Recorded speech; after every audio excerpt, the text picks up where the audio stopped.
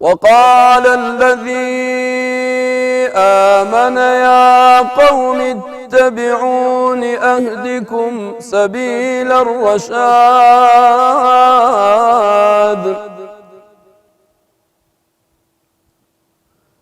يا قوم إنما هذه الحياة الدنيا متاع وإن الآخرة هي دار القرار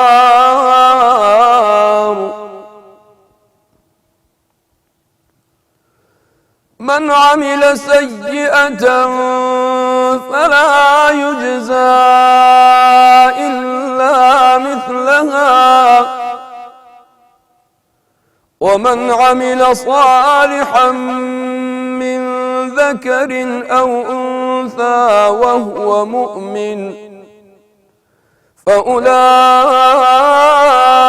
يدخلون الجنة يرزقون فيها بغير حساب صدق الله العظيم.